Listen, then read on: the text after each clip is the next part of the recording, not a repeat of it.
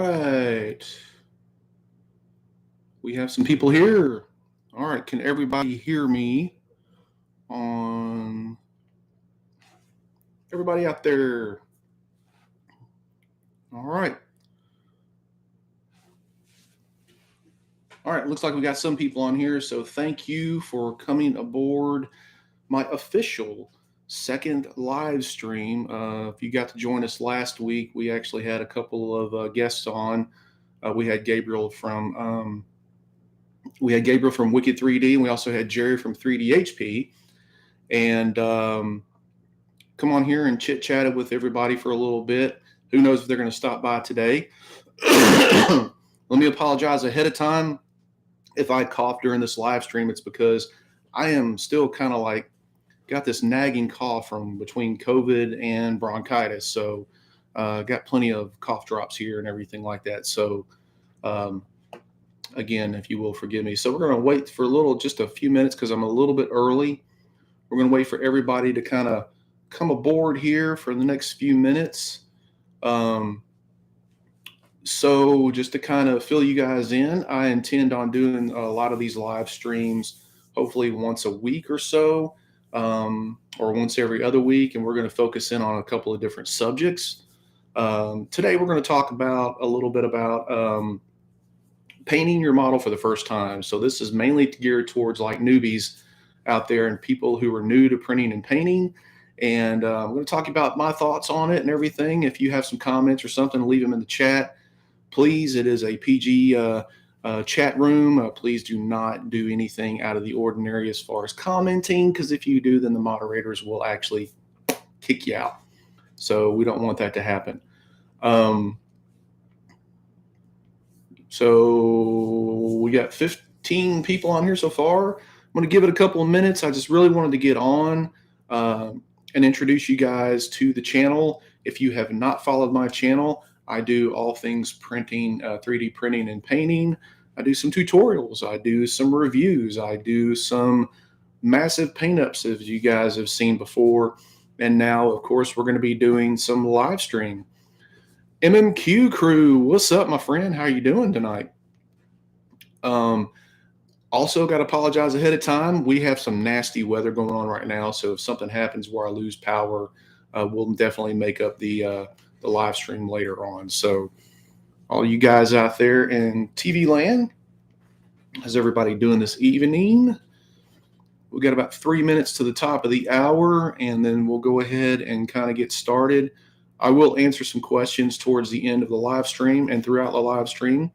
So if you have anything that's on your mind or any questions or anything like that, please let us know. All right. Christian, you're getting right down to it, man. So what models am I working on right now? And hello from Germany, Guten Tag. So what I'm working on right now, I'm working on a massive cable, quarter scale from Alvaro Stuardo.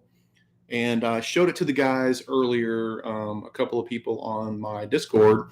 We actually have a voice channel on there where we get on there and talk and everything like that. So, but I'm also working on a couple of Punishers back here.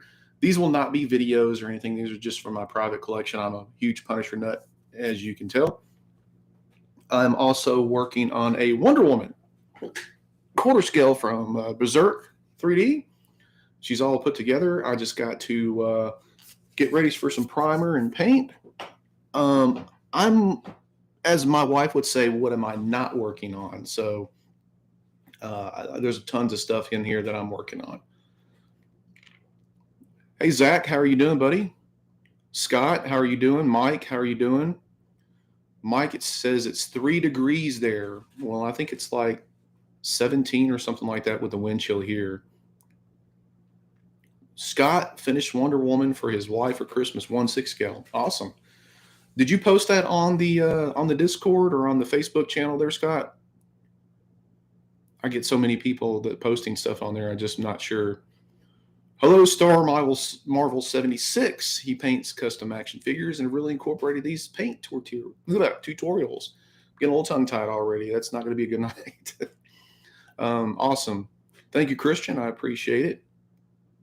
Um, yeah, definitely drop it in the Discord. So, for you guys that don't know, I do have a Patreon.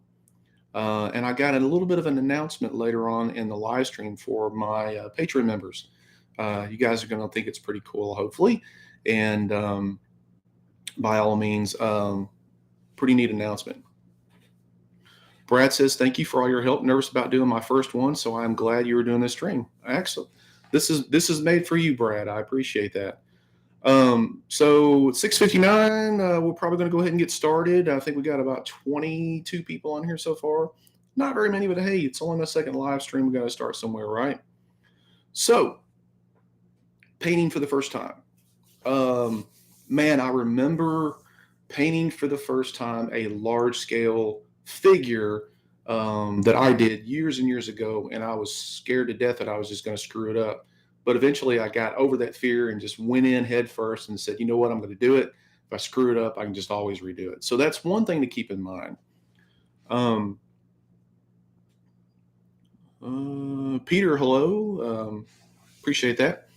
So painting for the first time it's hard because especially with 3D printing because you spend a lot of your time printing this figure, orientating it out and everything, printing it, all the prep work, the sanding and everything. You get it like where you want it and prep it and everything and primer it so you're ready to paint for the first time.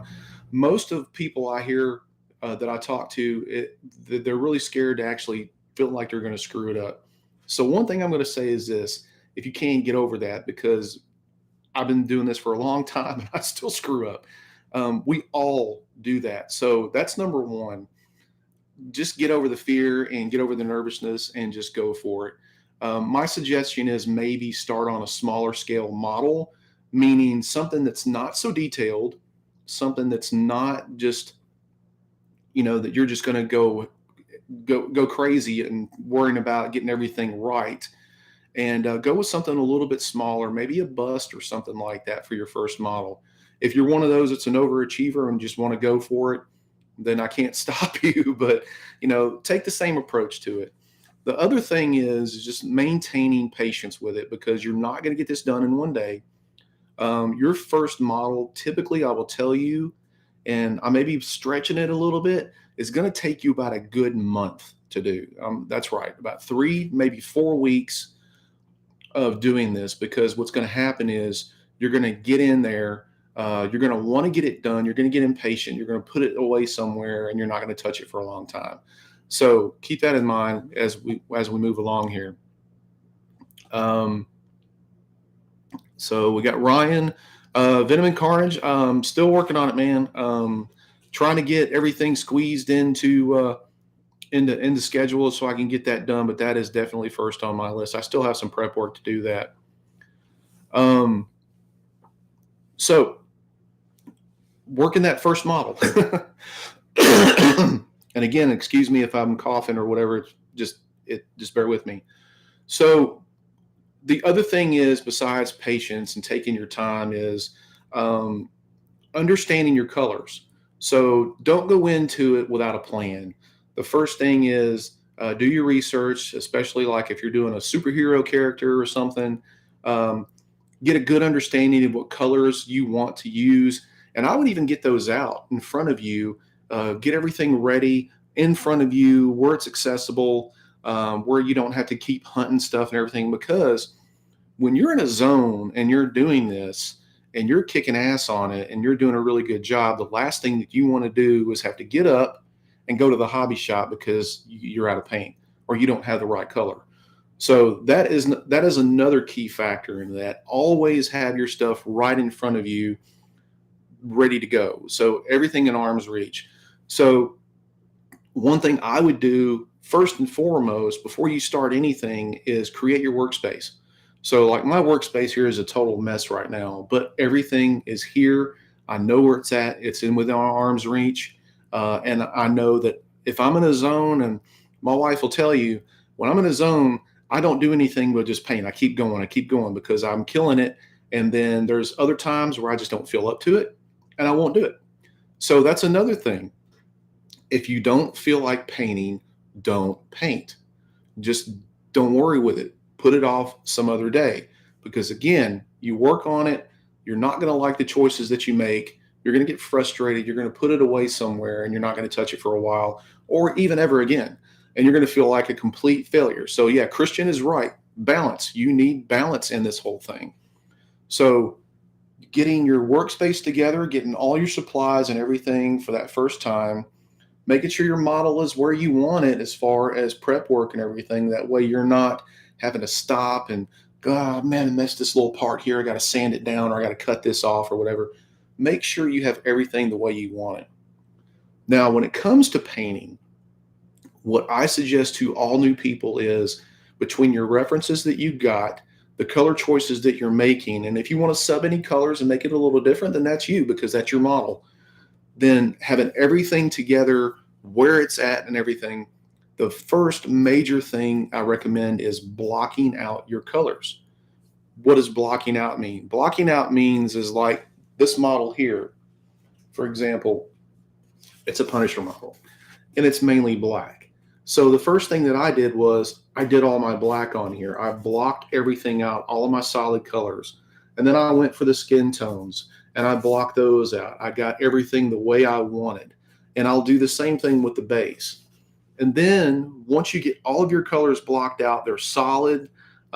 You've got plenty of coverage on everything and you are ready to move to the next step. Then I would start thinking about details. I would start thinking about things like washes. If you've ever experienced anything with washes, I've done quite a bit of stuff on the channel regarding washes. And I would look at things like airbrushing, like shading and different things like that. Again, I've got several videos on here that teaches you about shading with an airbrush, with pastels. What else am I missing? I think that's about it. But I pretty much have shown you everything that you need to know as far as what to do after you block out. So once you block everything out and get all of your colors where you want them to, start on your detailing. Think about it first. So don't go into it, empty-minded or anything like that. Understand where you want to put those details. So if that means going and studying some anatomy videos or, looking at comic characters and stuff like that, looking where the shading, the muscle tone, everything like that is, that's what you got to do. But do that beforehand. So another thing that I always tell people, once you get everything blocked out, make sure like if there's any masking that you need to do that. And if you're taking a figure and you're only doing by pieces, before you put it together, make sure you have all that together. Make sure you have all of your pieces dry fitted. Make sure everything fits, because I'll tell you, there's been more cases than not where I've been like putting pieces together after I painted them and sealed them and everything, and they don't fit anymore because you're adding layers of paint. So if you got a really snug finish or something like that on there, you're going to have more trouble once this piece is painted and you're getting everything together and you're going to screw up your paint job. Again, think about things like that. So let's just say you're just doing a basic figure or whatever, nothing over the top, nothing crazy or anything like a Punisher figure, where there's basically three colors. The base, which is probably a gray because it's going to be a rock, that, or so gravel of some sort. Then you got the body and the coat and everything. It's all black. And then you got your skin tones. Three colors. It's very simple.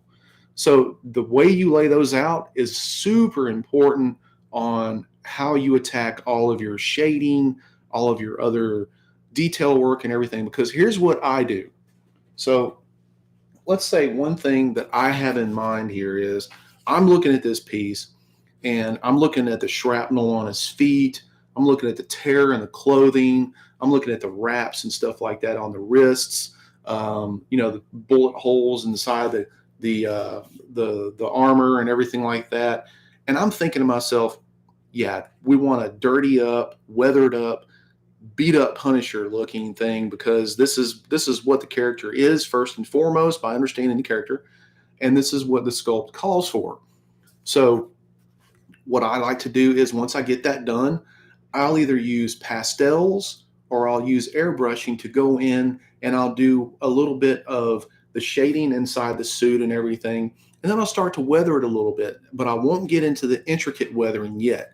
So for example, I'll put like shade some dirt on the boots, like maybe do some brown airbrushing or some pastels, something like that, and kind of dirty it up a little bit on the vest and everything, look at the bullet holes and stuff like that. And then what I will do is I'll reseal the model, because like all this black right here, when you're handling it, you're going to rub some paint off if it's not sealed, guarantee it. And you're going to run into some other issues and stuff, all this detail work and everything that you've done, all your blocking out. The next thing you know, you're going to pull the model over and you're going to be like, oh crap, I've got a lot of the black that I worn off. I got to go back and redo it. Again, when you're in a zone, you don't want to stop. You want to make sure that you keep going until you can't go anymore, until you feel like you need to put it down or whatever. So day one, that's what I would concentrate on the first model, is blocking out and maybe doing little things like that. Then set it down, that you're done for the day. The second day, I would come back to the model. It gives you an opportunity to look at it again with a fresh set of eyes. Look at spots that you may have to tinker with, that you may have to fix a little bit later or something to that.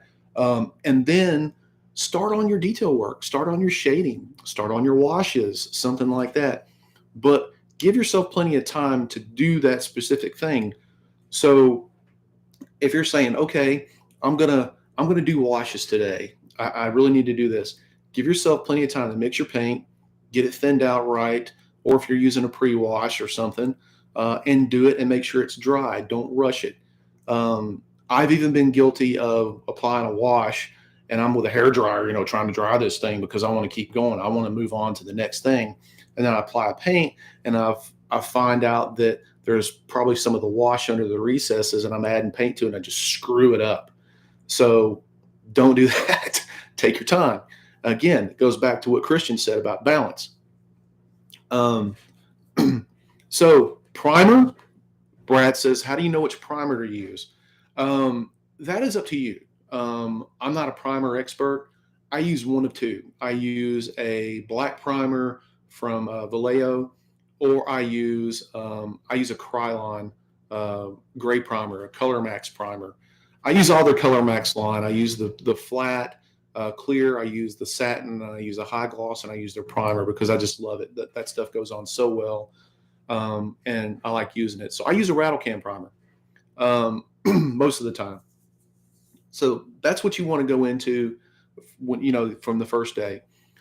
Then, like if you're working with washes, again, look what kind of washes you want to work with. Do you want to work with oil washes? You want to work with acrylic washes? Pretty much everything that I've shown you is acrylic. They're very thin, so watch what you do on those, and you just get good coverage on it and everything. Give it plenty of drying time. If you're using oil washes, I will be doing a video on those a little bit later on because those are a little bit different than acrylic washes, and you'd see why from the video when I get it done. What's the very last thing that I do? A wash or highlights? Highlights by far, because when I do washes, you're basically taking and you're almost at the point where you're changing the color of the model, or part of the model. So like on this gray right here, it's a nice little vibrant gray, and 9 times out of 10, I'll put a black wash on it. So when I put the black wash on it, it's going to make everything darker on this. So then when I go back and I do highlights and dry brushing and stuff, everything is dry. I'll bring those high points back out again. So definitely look at doing your washes first before you're doing your highlights. Now you can do your highlights if you want, but you put a wash over that, you're going to go back and have to redo them again. So you kind of see my point. So that, again, that's preparation. That's what you really want to do. Do I ever mix colors for a model, or do I always try to have a pre-made color from the manufacturers? So both. I'm always mixing colors. I have a dry palette here. This kind of speaks volumes about mixing colors. Not a lot of times I find out that, especially when you're doing highlights or dry brushing or anything like that, it's very difficult to get a color straight from somewhere else, straight out of the bottle, to do your highlights and to do any dry brushing or anything. You usually have to tint that color to make it a little bit lighter and get the color that you want. Sometimes, yeah, you can, but most of the time I find out I just have to mix a little bit of white or a little bit of other color to it so I can, get what I'm looking for. I hope that answers your question. Vallejo does make a huge line of paints. So I'm constantly always at the hobby shop looking at their paints and seeing what I could use. I have a lot of paints back here that I don't use, and that's going to bring me to the next thing on here. So I mean, it's just a matter of what you really need for that application. Hope that's clear as mud for you. The other thing too is when you start that first model, don't go out and buy every single paint under the sun because you don't need it. I mean, I've got a lot of paints here that I use, but I've got a lot of paints that I don't use and I probably won't use for quite some time. And all of a sudden, I mean, I've got them here for me because if there might be one time where there's just little bitty, little bitty emblem or something like that, or a buckle or something like that, that I just go, ooh, I need that silver or that gray right there. And it's there for me. But that goes back to making sure that you have everything you want in front of you for the model that you have. So a lot of people will go out, they'll spend tons of money on paints and stuff that they'll basically never use or not use for quite some time. So start out small whenever you start, painting your first model and everything. Again, it really depends on the colors that you need. That's why I said start simple, like a Punisher model. 3 colors, black, gray, skin tone, and you've got everything blocked out. So let's say you got everything blocked out, you got all your washes applied, everything's dried. The next thing you're going to want to do is probably do some highlights on that wash. And then what I like to do is I like to, on the highlights, if I need to apply multiple colors, I go from dark to light. And that's basically the only time that I really do that is when after I apply washes. So like for this gray here that I would apply on this, the next color, because again, it's going to darken it back up, I would probably apply that same gray back over it a little bit. And the best thing to use is like makeup brushes, these big, thick makeup brushes for your dry brushing on larger pieces. They're very smooth. The bristles are very delicate. And then you can just, roll with it. Now, as Mike just says, speed paints, you can do that as well if you want. I did that on the Red Skull that I showed you guys. I basically I did a base black on it, and I did a little dry brushing on top of that, and a little bit of white on top of that, and that's what I'm talking about, working from dark to light. And then I did a speed paint over it, and it turned out phenomenal. I really like the result of that. So again, that's something that later on down the road we'll talk about speed paints. Right now we're just talking about the essentials, the basics of doing your first model. Speed paints is something that I would suggest you worry about later on, because it does take a little bit of experimentation if you've never used them. They're huge with the mini community because they do zenithal type of highlights and everything, and just put a speed paint on it and boom, miniature is just about done. With model painting, it's a little different. So going back to this, after I've done the wash, I'll probably apply that same gray. And then what I'll do is I'll apply a lighter gray on top of that for just the peak areas. So one thing that I don't do is I don't necessarily worry about where light source hits something, because the light source is going to be whatever you make it in your room. I try to take a realistic approach or a hyper realistic approach to it, and I just do the best I can on there. What applies to me. Some people will paint their models kind of like a mini, and that's what your thing is, and that's it. That's a style. Go for it. I've been seeing a lot of the 2D type paints and everything, and I'm going to be doing a video for you on those as well. I think you're really going to like what I come up with. But that's another style. So there are so many things out there that you can do, and I'll tell you right now, nothing's wrong. There's no wrong way or right way to print or to paint a model, because it's your model. You can do whatever you want to with it. You can do the rub and buff thing. You can do like a copper finish or bronze or faux bronze finish on it or whatever like that. It's up to you. I mean, I've done stuff like that and it's turned really good. So I mean, it just really depends on what kind of thing that you're wanting to do. So, for example, like if you, if you got like a desk at work or something and you want one of your statues on it, chances are you're going to do something pretty cool like a faux bronze or something like that rather than fully painted sculpture. But again, that's up to you. Um, but after the highlights, after the dry brushing and stuff, especially like on a base, again, what I'll do is I'll go back and I'll put a thin coat of sealer on it. And that way, again, if I'm handling it, I don't screw up or anything like that. Um, Star Marvel says, I use contrast quite a bit, but I want to paint my head sculpts like a model statue. Exactly. Mike, do I still have my first model painted? Absolutely, I do. Believe it or not. You want to take a guess what character it is? Yep, I still got it. It was a Horizon model kit that I think was put out back in like 1987, 1988 or something like that. It was a vinyl kit. And I think I've repainted it like 3 times, but it's out in my collection room still. Still got it. Yep. So yes, I do have my first model I ever painted. Before and after that, I started painting miniatures, and it kind of grew from there. So we talked about highlights on like your base and everything. So then you want to move to your highlights on your sculpt here. So, and I keep grabbing this one because it's the nearest one close by. But so typically what I will do is on a black figure like this, I won't necessarily do any shading or whatever because everything's already black. It's already a shade. What I will do is I'll probably take the airbrush, and like on this right here, I'll probably use like probably a Prusa blue or some type of brown or something like that, mixed in with a little bit of that mixed in with black to kind of bring out a little bit of the highlight. I don't want it too starkly bright or anything, but what I want to do is I want to bring out some sort of highlights on it. That way it doesn't look so flat. So I'll do that first. You can also do that with pastels. You can dry brush pastels on high points like the folds of the suit here or something of that nature, or on the vest itself. It kind of brings that out a little bit. Now I contradicted myself saying I don't necessarily worry about a light source. That's not necessarily worrying about a light source. That's actually worrying about contrast, because you want to make sure that some of that stuff pops out of there. You're not necessarily putting a light source on there.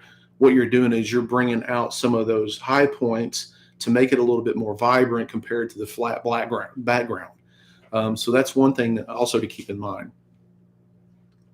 So then once I do all that, I get my highlights done, then I'll move on to other things. Like most of the time I wait till the end to do the head sculpt. Because by that point, I really got an idea of where I want to go with it. I'll do either the head, or else I will start, shading in the skin tones, maybe weathering them up a little bit, a little blood, a little dirt, or something of that nature on here. And I'll worry about things like weaponry.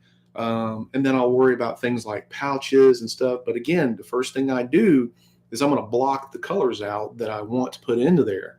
So once I get everything blocked out, then I'll do a little weathering. And that's all dependent on you, because with weathering, you can go one of two ways. You can do it great, or you can do it overkill. The least little bit of weathering is a lot better than overkill. And I'll explain to you. So when you start taking and weathering your dry brushing and like pouches a little bit or something like that, let's just a touch. It's a little, okay, no problem. But if you keep going and slapping all that and everything, you're going to lose what's underneath. You're going to lose your base. You're going to lose everything, and you're not going to have basically a focal point. You're not going to have any of those areas that pop out, any of those highlights that pop out from the detail. You're going to drown it all. So that's what the purpose of washes and the purpose of highlights or dry brushing is. You want to make sure that you're giving some definition to the parts of the model. But that depends on you, how you want to do it. So then once you pretty much got all that stuff done, then, the only thing that's left is just tidying up certain areas, going back and looking at, some parts where you might have just brushed over, looking at brush strokes or something like that might be a little bit unflattering and stuff, and kind of touching those up a little bit and doing some cleanup on it. Now, once you get everything, pretty much all your cleanup done and everything on it, then you want to put a sealer on it. You just want to go ahead and seal everything. And then I like to do it with a flat. But again, like if you're doing an Iron Man, I wouldn't do it necessarily as a flat, but I wouldn't do it as a gloss either. I would probably do it as a satin. Um, and that's just me. That's just my preference. I think the gloss is a little bit too much on something like that because Iron Man doesn't look like glass. I mean, it looks like metal, and metal doesn't have with paint on it, stuff like that is not that sheened or not that shiny, I guess you could say, on like on an Iron Man suit. Um, Daryl, what have I missed? I know I'm late. That's okay, Daryl. Better late than never. We're just going over painting a model for the first time. So the last thing that I do is I paint my metallics. That is after I seal everything, and I'll explain why. So let's say you paint this gun here. You paint it a gunmetal gray. You can do that and seal it. You do that, it's going to flatten out the color a little bit. But when I'm weathering and I'm using any type of metallics, I like to weather on top of that sealer because that keeps all that brightness coming out. It really looks like it's weathered. If you seal it again, it's going to turn like a whitish color, especially like your chromes and your silvers and stuff like that. So I like to do that afterward. I'm not worried about it rubbing off or anything like that because the sealer is still technically it's a little soft, and when you paint on it and stuff, those colors are really going to bite into that, and they're going to stay on there pretty good. So you have to rub the hell out of that thing or whatever like that in order to get that paint off. But I like to do my metallics afterwards. I got a gold that is like a gold leaf color that I use to antique gold. And what I do is I'll take a gold, I'll take a black wash on top of it, and I'll seal it, and then I go back and I highlight it or do weathering with that same gold, and the result is phenomenal. So whenever you're doing your chromium paints, you're doing your metallics and everything like that, if I'm doing any weathering on top of those, I like to seal it first and then do the weathering afterwards. It just makes that more vibrant, stick out a little bit better, and that it just makes it that much better. So, Beige Blend says, after watching the tutorial today, I went back and repainted my Superman sculpture. Got to let us know how it turned out, man. Definitely post it on the Facebook group if you're not in the Facebook already, or Facebook group already. Is it hard to paint over a sealer if you have to add multiple colors? Good question. So yes and no. So one thing that you have to take into consideration, that sealer is still soft. If you try to paint back over it, sometimes that paint will look like it bubbles up a little bit. So let it sit for a little bit and then try to paint back over it. Don't do it right away. And that's why I'm saying make sure you try and get all the colors in there that you need to get in there first before you seal it. Because again, when you start doing that sort of thing, that paint has to bite into that sealer. Like when I showed you guys the cable tutorial the other day on the head, when I sealed that and I went back in with that wash, that rose-colored wash and stuff, it took a minute for it to really, come about because that paint had to really bite into that. And if you go back and you just start spray painting or hand brushing stuff on there, you might get some areas where it just doesn't take right away. So if you're going to do that, make sure you do it on a really, really thin coat first. If you say seal it, does it mean you put a coat of clear on it? Yes.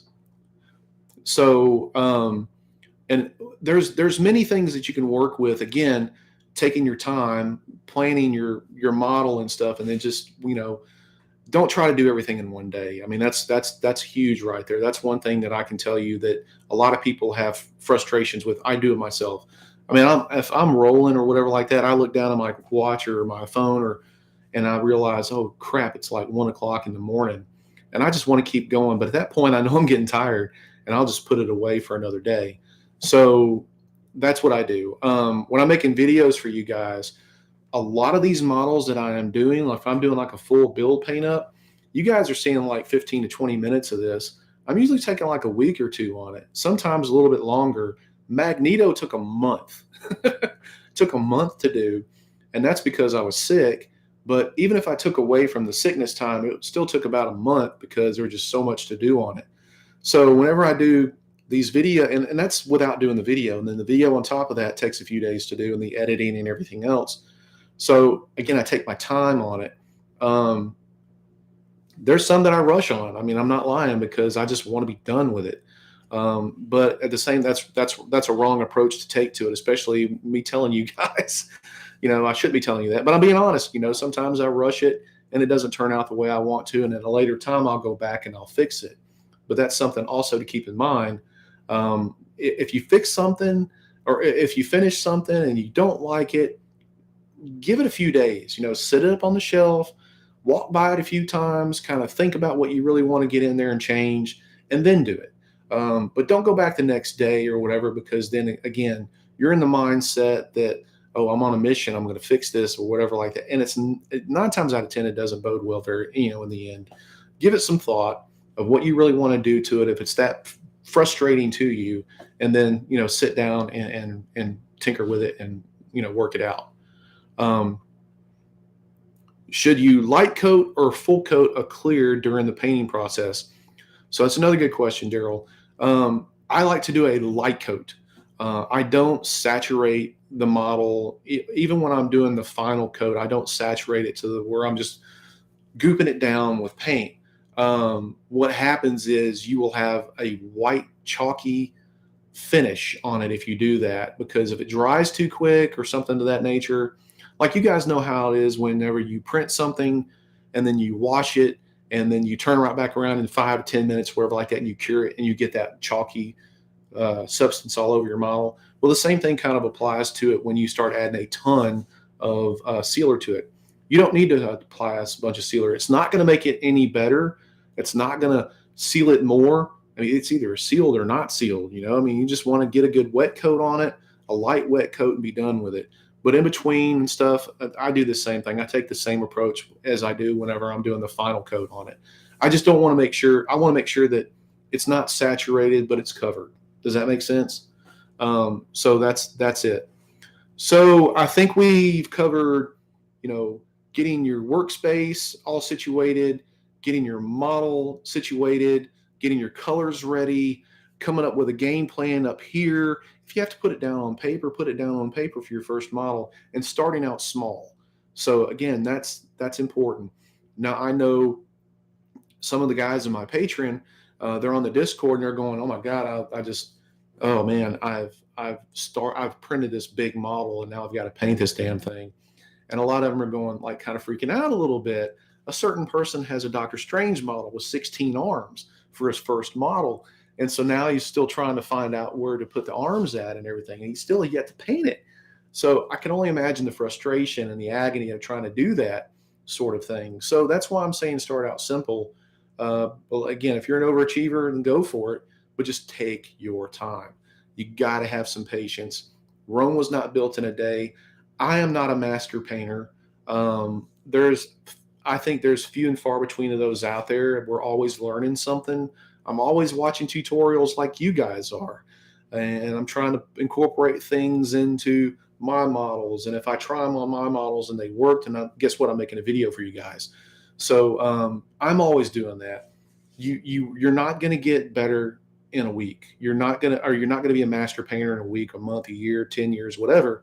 But if you keep learning and if you keep watching other things and be open to learning and be a sponge and soak up everything, then you're going to watch your models improve time and time again. So if you've got that first model, once you paint it, again, set it up on the shelf where you can walk by it and see it every day, be in front of you every single day, and start on that second one. And with the second one, learn from maybe some of the mistakes that you have made.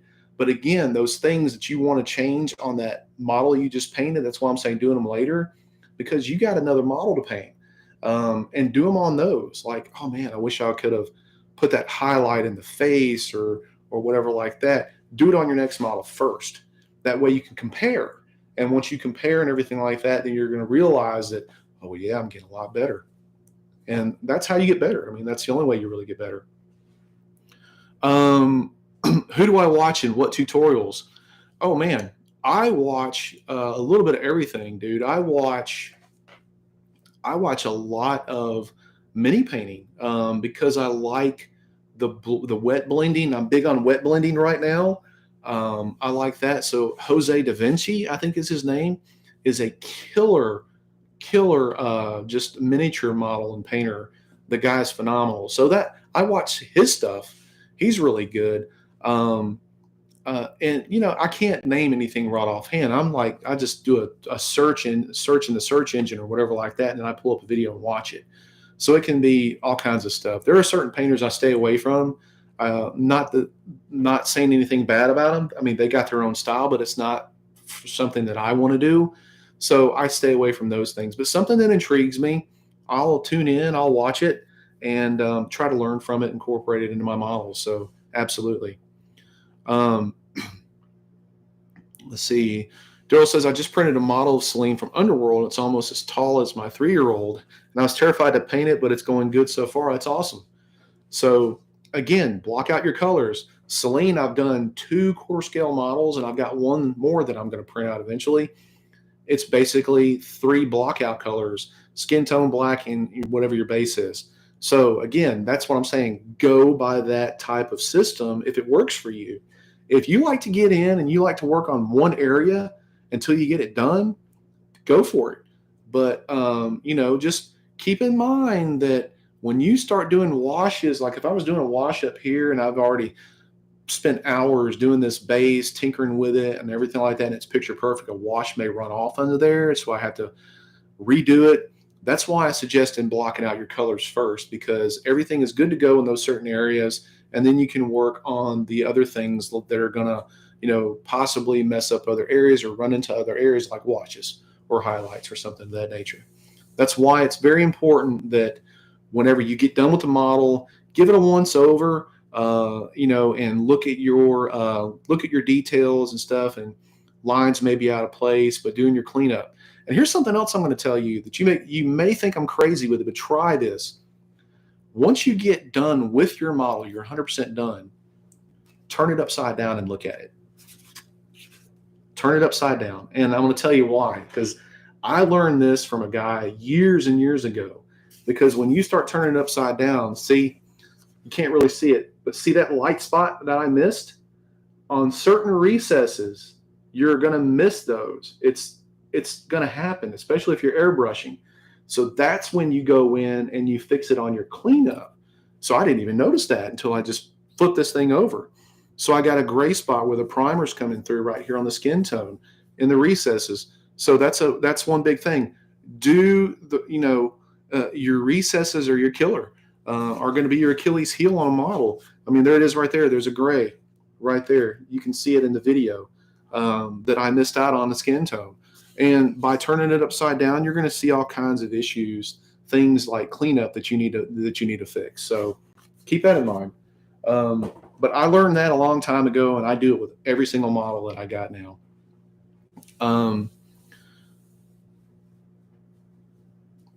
Grandmother said that you will get old like a cow, but you will still learn. Absolutely. My grandmother said the same thing, something similar.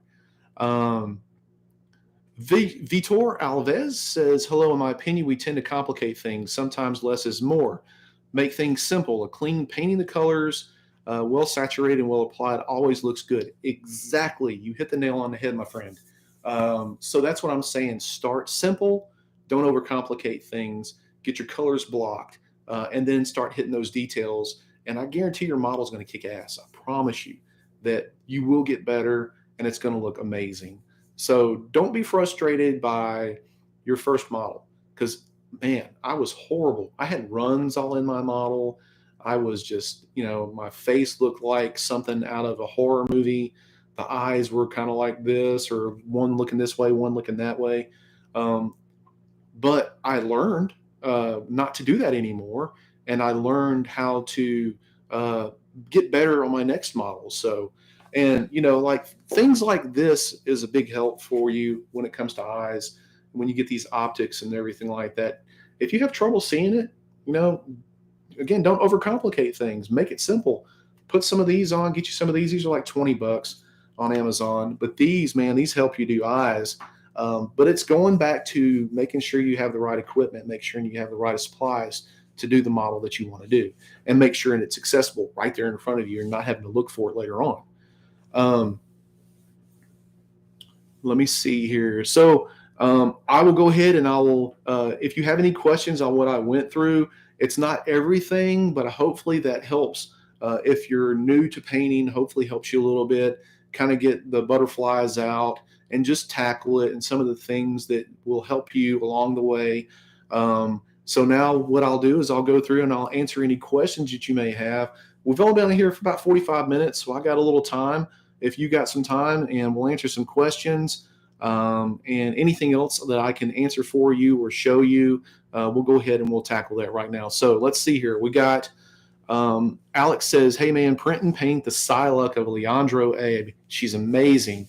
I haven't seen that model, so yeah, I'll look for it. I love Psylocke.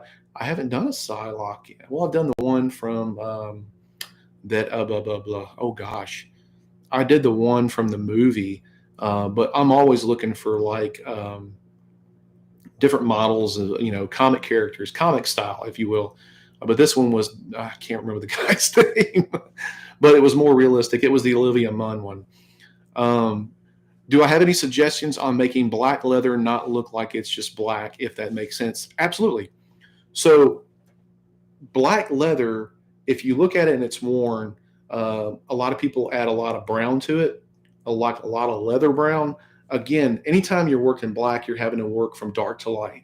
So I like to use a little bit of brown leather, which is a dark brown, and then I'll use a little bit of light brown on top of it on the tips. And then I'll use a red leather in some areas where I can actually go in and layer it a little bit better. And then I'll use like a wheat yellow. It's like almost like between a yellow and a beige, where I will actually do like the tips. So like if you have any tips, so like if you look at natural leather, it's like a yellowish type, beige type, color. And so I just try to make it a little bit more natural. I think I did a video on leather effects. I think check that out if you haven't already. Let's see here. Christian says, "I'll paint my first one soon." Deadpool head. Are you open to painting some custom models if we send them to you? I have been creating in ZBrush for a while now, but I've just started 3D printing. So Brian, to answer your question, if you are a new creator, or if you're trying to start your Patreon or whatever, on one of my last videos, and I'll even say it here, if you're looking to get noticed or whatever like that, now again, we just passed 11,000 subscribers too, by the way. So yes, cool. Thank you for that. But yeah, I'm always looking to do new stuff with new people, new artists, and everything. So you can actually email me. It's on the splash page on the front of the YouTube channel. Email me what you have in mind, or you can look me up on Instagram or Facebook and message me, and we can see what we can do about that. But I am looking to work with some new artists. Are eyes hard to paint? Oh yeah, they're hard to paint. So I will be doing a video soon. I told you guys the other day and in the last video that I'm going to be doing an eye video. We're going to look into doing that. There's a bunch of ways you can do them. I'm going to go over like several ways, starting out new, all the way to advanced. So we're going to tackle different areas and stuff and hit it from there. Hi, I'll watch the rerun late to the party again. That's fine. Best way to learn better flesh tones. Thanks for the vids. I just did a video on better flesh tones. Check out the latest video that I did. That is on there. That talks about flesh tones without an airbrush, by the way.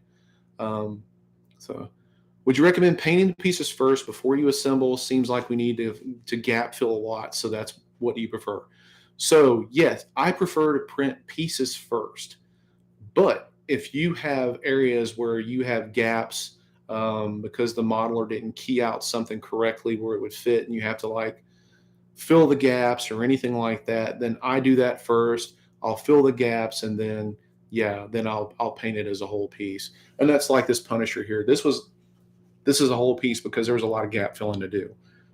This other one was it wasn't a lot of gap filling to do on this other one back here, but it's all one piece. It's all one black color, so I just put it all together and just did it up that way. So it really de- it really depends. We need spawn, and more spawn. I agree.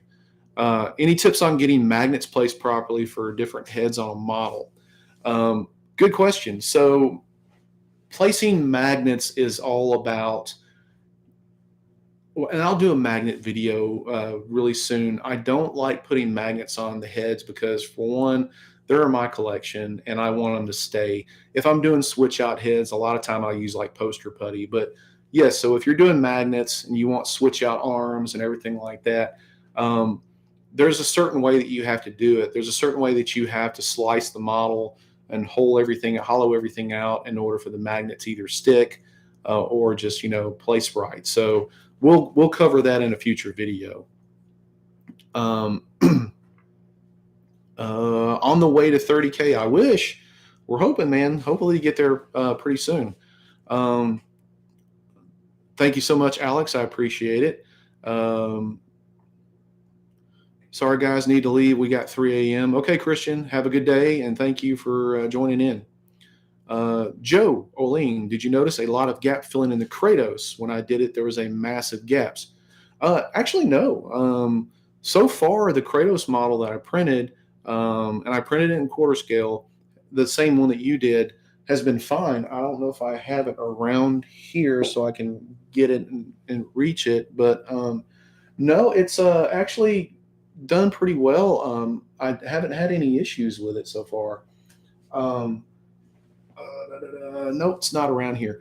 I did have an issue with the base not fitting properly. So, like this two-piece base, um, yeah, it's tightly on there. So I'm going to have to sand out some areas. So I would rather do that than have like huge gaps that you have to fill and everything. So if keep in mind, it is resin. It's not the modeler's fault or anything like that. This stuff has a really bad shrinkage issue, an expansion issue, and stuff like that. So if it's tight fitting, just sand it. That way you can actually just, um, you know, that way you can just work around it and get it all put together the way you want it. But so far with the figure itself, I haven't had any issues with it. Um, Poster putty is a fantastic idea, absolutely. So I do a lot of 1/6 figures as well with different heads, like custom heads, and I'll show you a couple that I have printed off here. So like these heads like this. So I'm a Punisher nut, of course. So these are like 1/6 scaled heads. I don't know if you can see them, and they're basically hollow up underneath. So in order to make these fit on the body, we just put poster putty in there. You can't put a magnet on this, something like this. So I've always just used poster putty. That way the head will stick on the body and it doesn't fall off. So um, something to keep in mind. Um, Poster putty worked great. Just got an airbrush. Should I have a bit of fun and spray up the old models and get the feel? Any advice?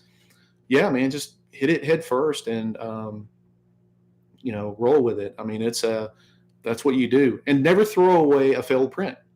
So that's another thing too. I've always said it in the videos.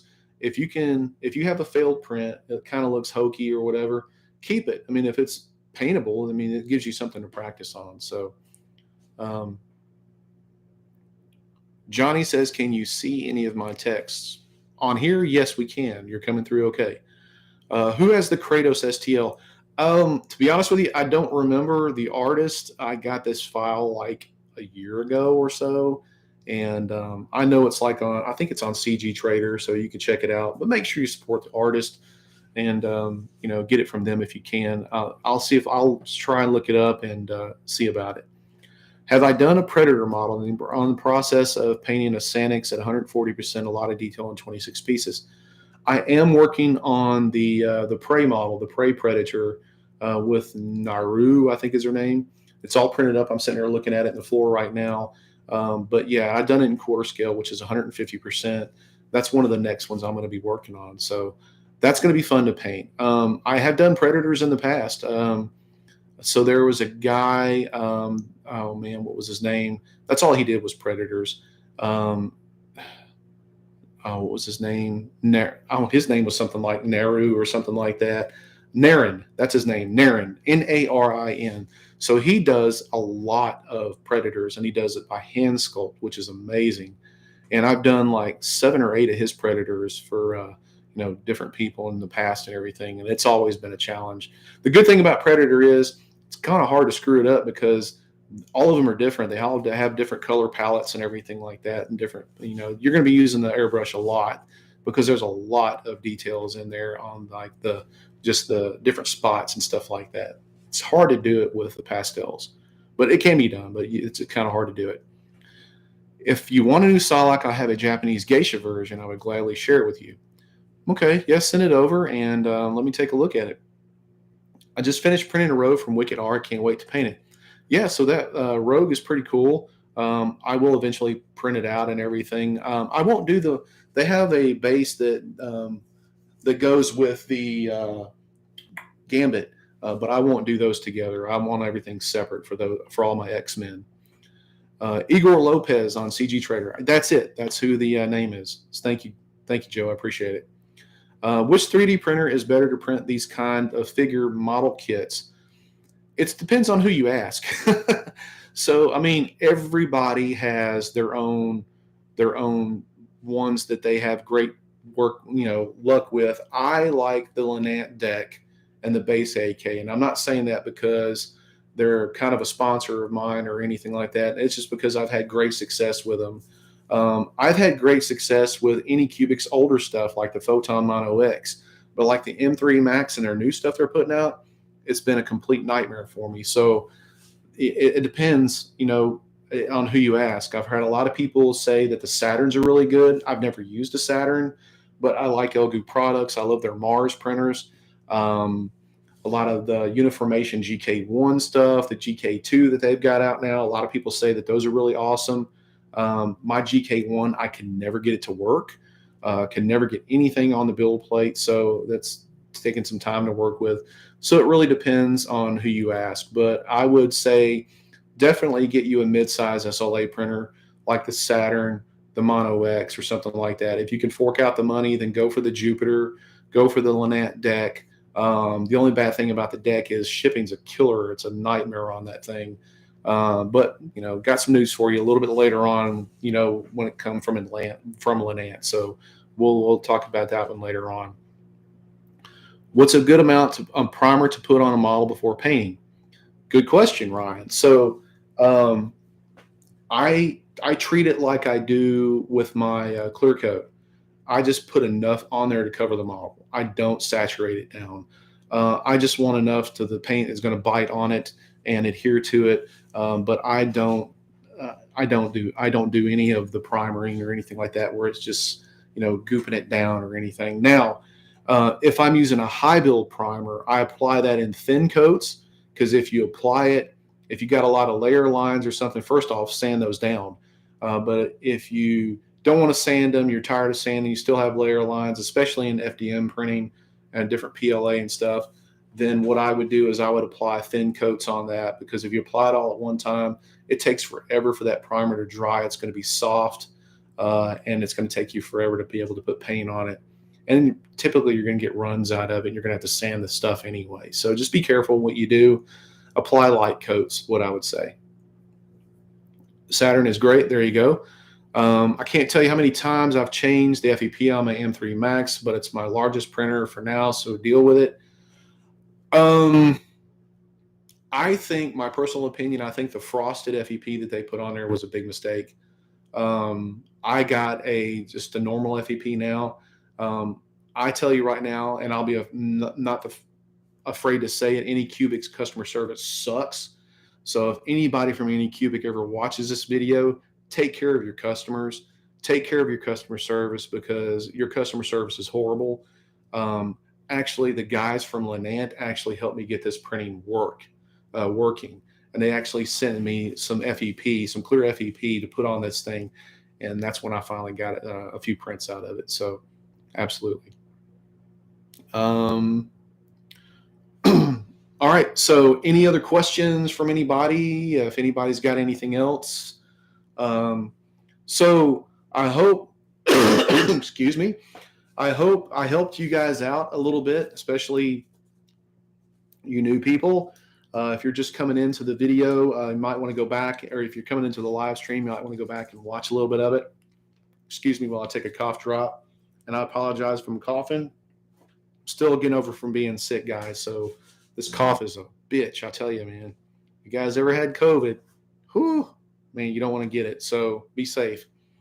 Um, so any questions that anybody has on here? Any more questions I could help you guys with? Anything? All right, so it's plugging time. So for you guys watching, when am I sporting the Punisher hat?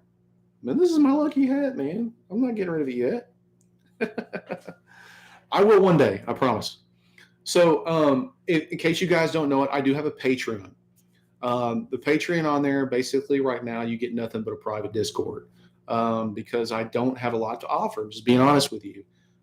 It's an easy way to get on the Discord. We only have about 40, 45 people in my Patreon right now. It's small, I know. But for a couple of bucks, you're supporting the channel, which I greatly appreciate. But you're getting on the Discord. It's a great way to get in touch with me a lot faster than sending me an email or something. We do have a voice channel on there where we can get on there. And like if you have issues, we can get on there camera to camera and I can help you out. And we got a lot of great people on there. There's a lot of guys on here right now that are on my Patreon and stuff, and they can tell you that I will bend over backwards to help you. And you don't even have to be on my Patreon. I mean, if you get in touch with me and stuff and you have a question, I'll do my best to answer it for you. But this is just a means to help support the channel and keep me going. That way I don't have to fork out for tons of resin and stuff, because contrary to what people believe, 90% of the resin I get, I pay for.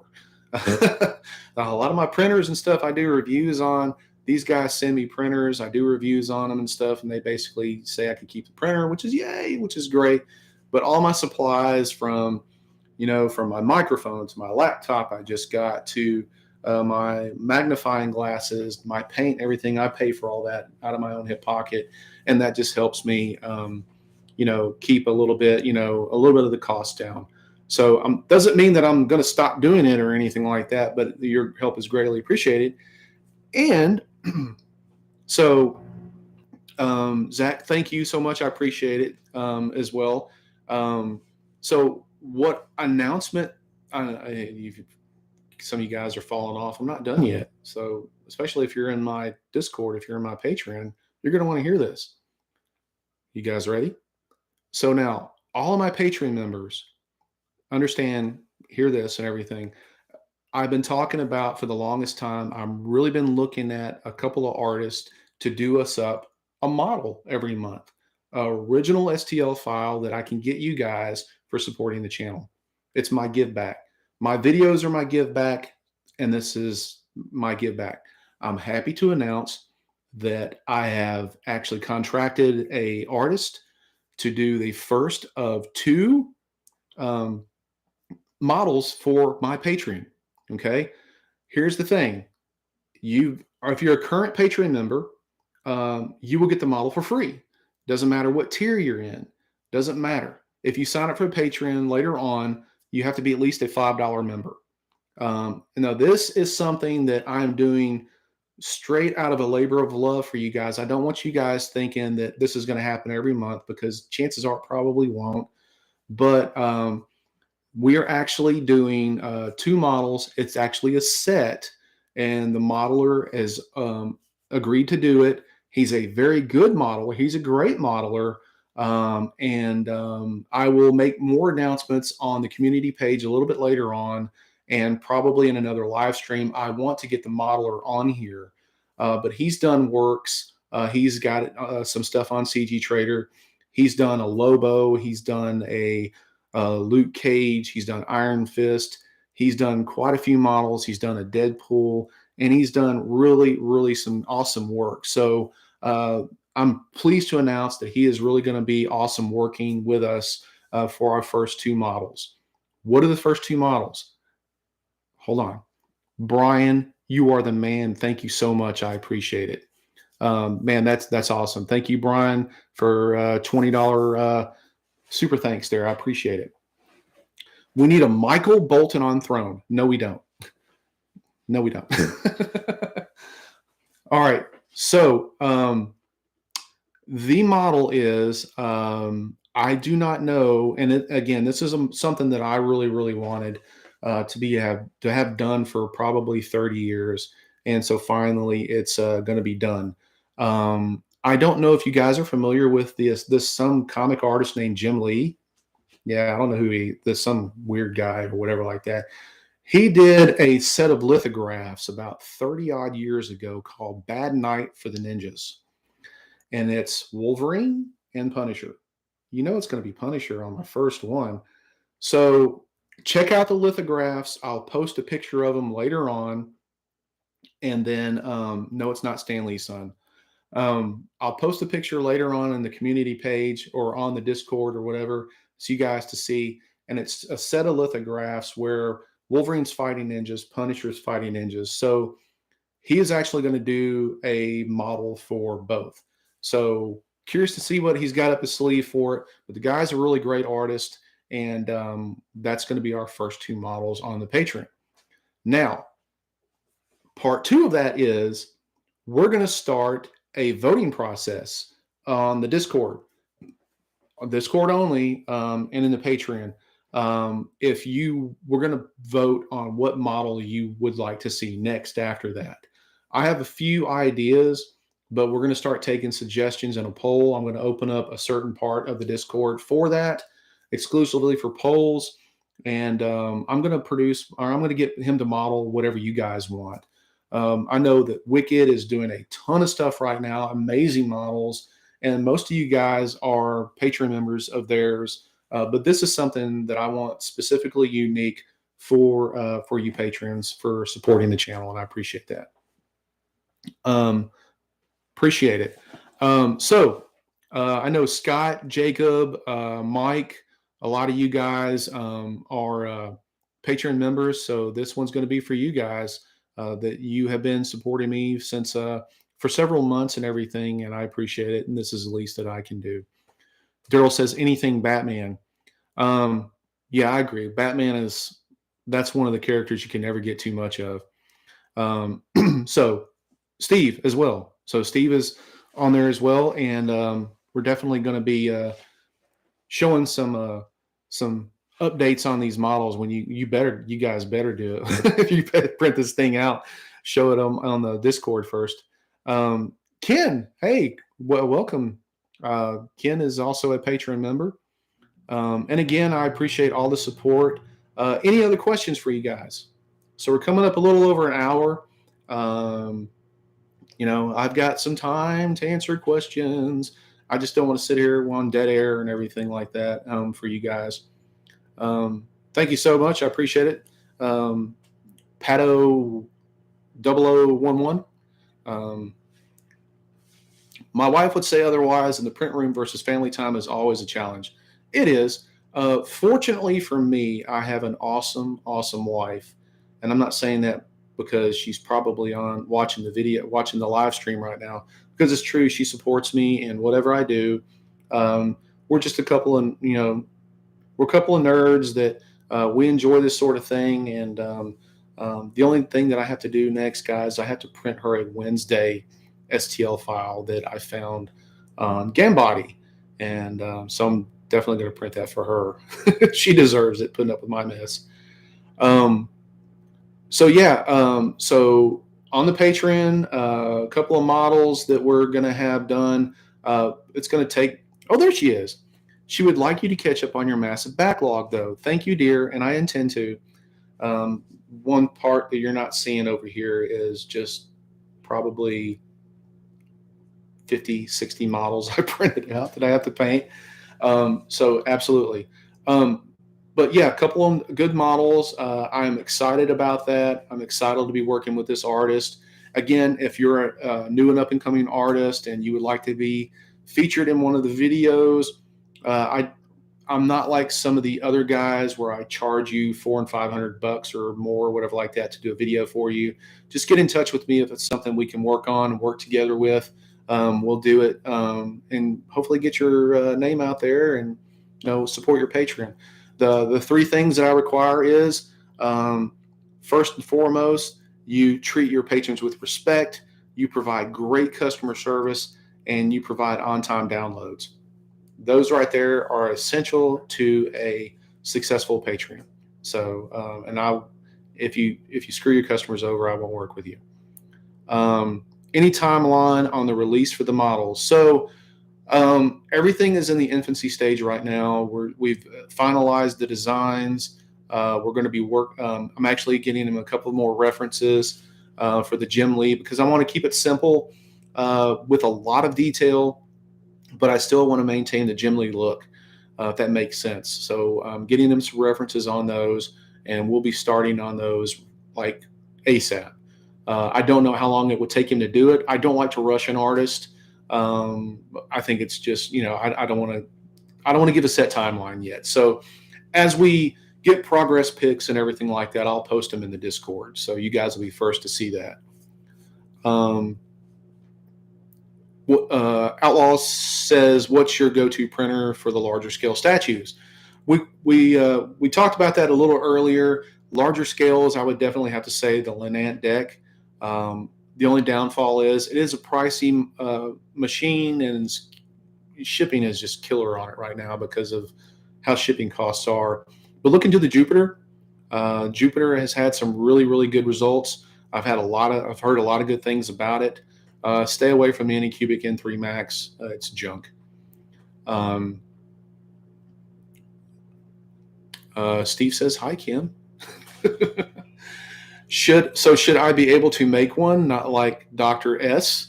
So, yeah, you'll be able to make one. So the model, the one thing that I'm going to also do with these is I'm going to go one step further on these models. Is I'm going to do I want to do a live stream in the voice channel, in the voice part of the Discord, to break down any way of assembling the model, possibly even painting certain parts of the model. But I'm going to go through the whole process for you guys. That way we kind of learn together on this one. And that way that you guys will, turn out a really kick-ass model. So we'll do that. Have I ever done any custom design, or do I sculpt? Unfortunately, Brian, no. So my beloved wife actually got me a super nice tablet to work on, and it's been minimal. My day job keeps me busy, keeps me going, and I haven't had a lot of time. I have never touched ZBrush. I've worked with Blender for a little bit. But that is definitely something that I want to learn. I do hand sculpt, so hopefully I can get a little bit ahead of the learning curve on ZBrush. But ZBrush is something that takes years to master, from what I'm told. So that's going to be a slow burn on that. Can I put the server info in the chat somewhere? I'll tell you what, when we get done with the live stream, I'll put it in the comment section. Or in the description section for everybody to look. Well, it's just for the Discord for you, Zach. So I'll actually probably message you on that one, okay? Because not everybody has access to the Discord unless they're a part of the Patreon. How to deal with FDM lines, especially for painting skin tones. Oh man, lots and lots of sanding and primer. So sand, primer, repeat. I mean, that's the best thing right there.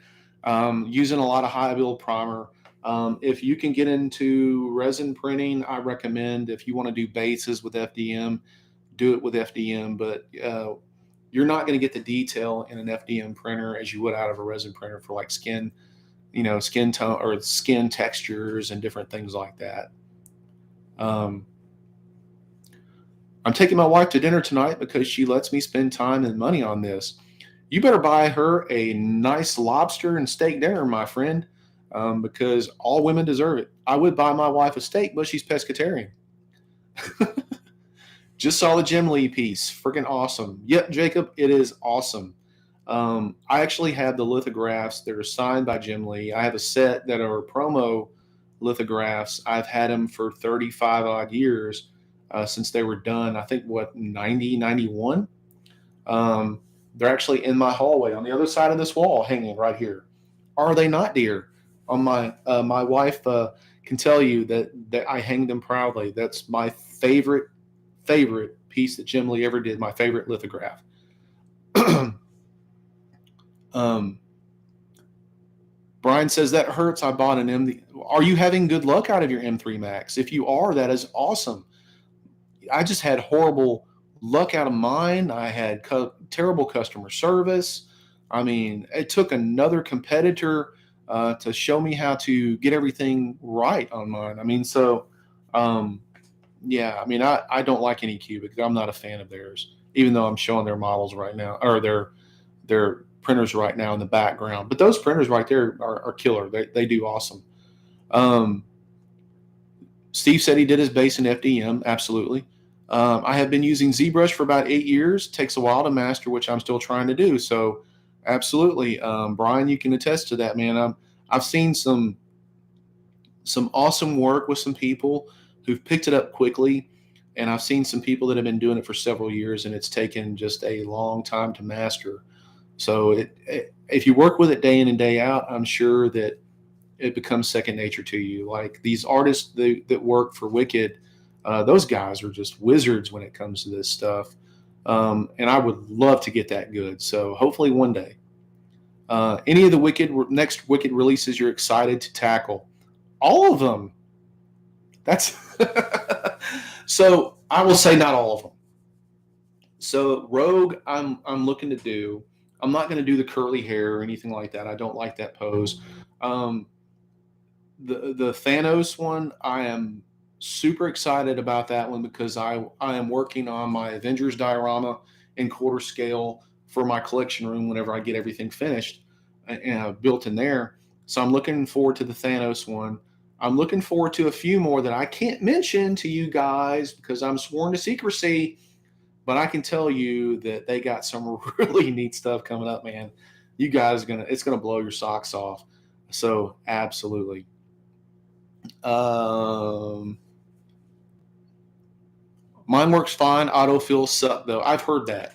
I've heard that. I've never used the autofill on mine because I've heard issues about it. So if I need to fill it up with resin, I just fill it up.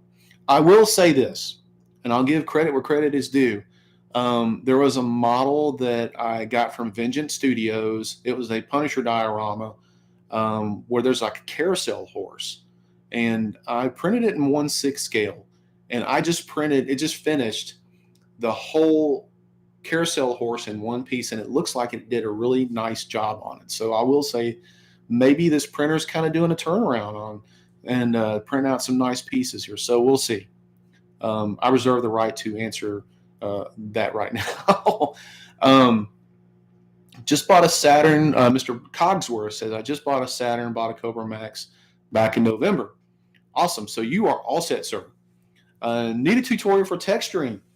When you say texturing, are you talking about um, like working with different mediums? Are you talking about working with different, like dry brushing on different textures, washes on textures? Be a little bit more specific. But that's a good recommendation. So, what are the license requirements for the artists that sell the Marvel models? Um, they don't have a license.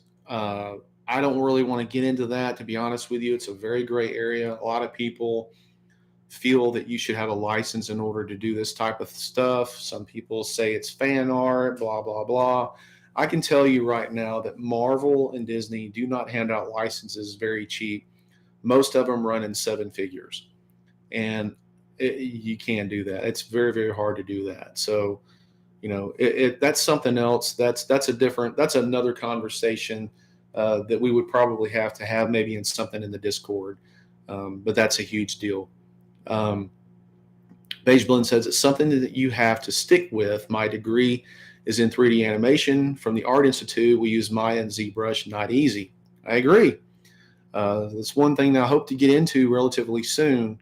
I'm a drawer. I'm an artist. I love to draw. I've had a couple of paintings years ago and stuff that were actually I had different types of paintings that were actually displayed in museums. One locally here where I'm at, a very well-known museum, for a couple of years, and I sold paintings and stuff like that back in years ago.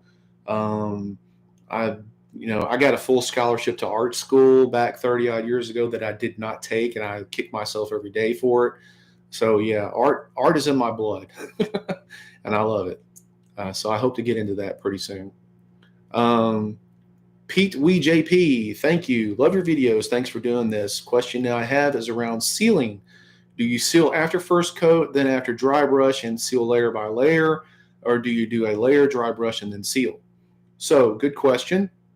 We touched on that a little bit. So when I'm laying down base coats, if it's a major base coat like this right here, where I have to handle the model in order to paint on it, I will seal that because I don't want to rub the paint off or anything.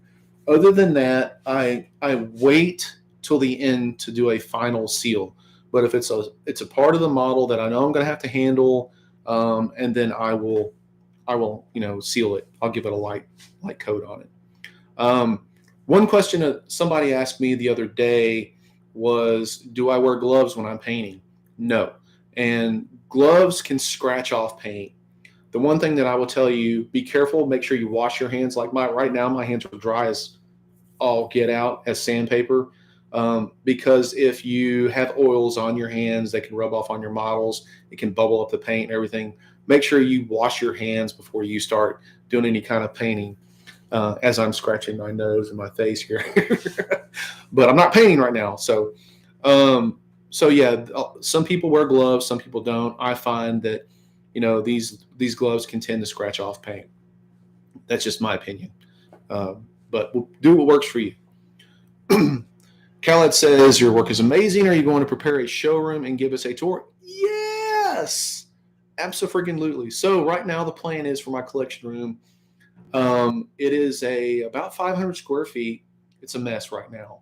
I actually have to get heat and air in there, and I'm working on that. Once that's installed, then everything will start to move a little bit smoother. I have some other stuff I have to get out of there, and then I'm restructuring the room to where it's going to be a little bit more user friendly. And what you see now is going to be a thing of the past. We're going to be doing the videos from in there, a little bit more professional appearance. You won't hear this humming in the background, which is my air unit on the outside of this room. So it'll be a little bit better, and it'll be a nice little setup. That way you can actually do, you'll see some of the collection in the background. But as soon as I get everything up and running the way I want it in there, I promise you a lengthy tour. The video is probably going to be 45 minutes because I got a lot of shit in there. So yeah, absolutely. An epoxy tutorial. That's a good suggestion. I don't know if I can make a full video out of it, but definitely we can look into different kinds of filler and everything. And epoxy is one of them. I love the Avez epoxy. I've been using it for years. So definitely. Any advice on painting your road cartoon style? So if you're talking about cartoon style, you're talking about like a 2D, and I think they call it something else. What am I? Somebody help me on here. It's on the tip of my tongue. I can't remember the name of it, but I plan on doing a video for that pretty soon. That is a unique style. A lot of people do it with anime and with Gundam models and stuff like that. So absolutely. I'm not the first one to do it, but there are some really, really good tutorials on there. I need to buy a couple more printers because Wiki has come out with too many amazing models. That's why I have a backlog. Tell me about it. Call and complain to Gabriel. Tell him to quit putting this stuff out.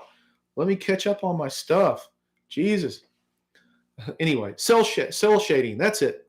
Yep. So I'll be doing a video on that, but I'll be doing a video on it with some comic characters instead of anime. We'll be doing, I'm going to try to probably do both. So that's going to be coming up. Brian says they used Maya for a while, but found Blender will do the same thing, free versus thousands. Yes. So that's one of the things, that's one of the reasons why I really haven't tackled ZBrush. I think because the original program is like $800, something like that. And you can do a monthly subscription for like $39, $40. And with everything I have going out right now, it's just a little too much. But I'm eventually going to have to get into it. Um, I've used different kind of fillers: wood filler, milk put, milliput, yeah, and another one. What's your favorite? I can't find it anymore except for on Amazon. And I think I threw the last thing away because it dried out on me. It's made by DAP. It's called DAP. It's a plastic wood filler. The stuff is amazing. It dries in no time. It fills everything up, and it's cheap. It's like $5 for a tube of it. It's very, very nice. It is not Gabriel's fault that you have a printing addiction. Thank you, dear. My wife knows me too well. She knows I have a printing addiction. Yes. Yes, I know. Did I try fabric capes? Yes, I actually did a fabric cape for my Superman that I did a while back. There's a video that I did for it. I did a fabric cape on it. I think it turned out pretty good. I'm not a seamstress or anything like that. So it's kind of hard for me to actually sit there and take the time to sew a cape up or whatever like that. But I did that one. Are there any display cases you'd recommend? A lot of display cases I've seen, the shelves are too small for the 1/6 Wicked models. Well, that's because Wicked prints these huge bases on these things, and they're gorgeous, and they don't belong in a display case.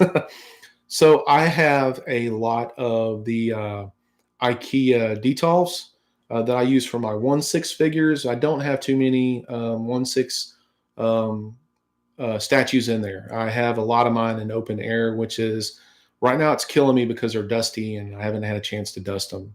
So when I do the collection room, when I get everything sorted out, I'm actually going to do a video on shelving because I've been doing my research and I got a lot mapped out for some custom shelving with some lighting and stuff that I'm going to do for you guys.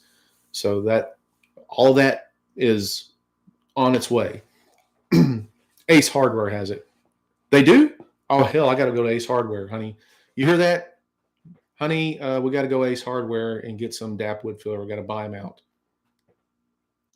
Sean Hollywood says, do you ever use masking paint, and how do you clean your brush afterward? Not sure I understand the question, but I'll try to. Yes, we have an Ace Hardware on Germantown Parkway. Do I like masking? No, I refuse to mask anything. I hate it. That liquid masking stuff is junk. I just don't like it. I don't mask. I'll hand paint stuff.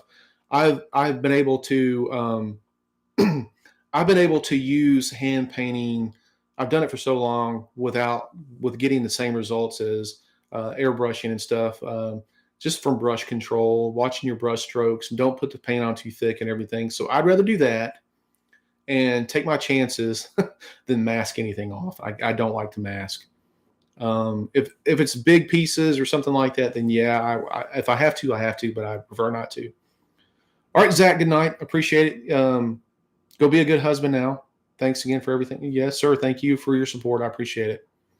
So no, I won't do a video on liquid masking. I did a brief thing on it in a video, and it just didn't turn out well, and so I just chunked it.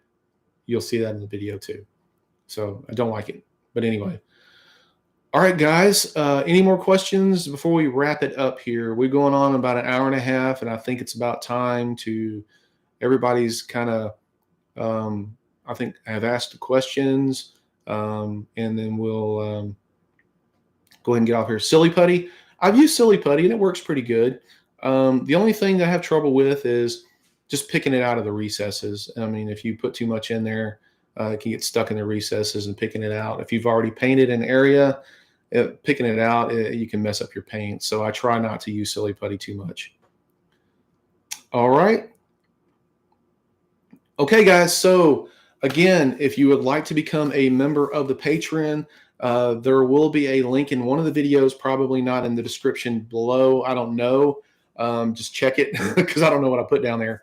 But you can become a member of the Patreon, get access to our private Discord.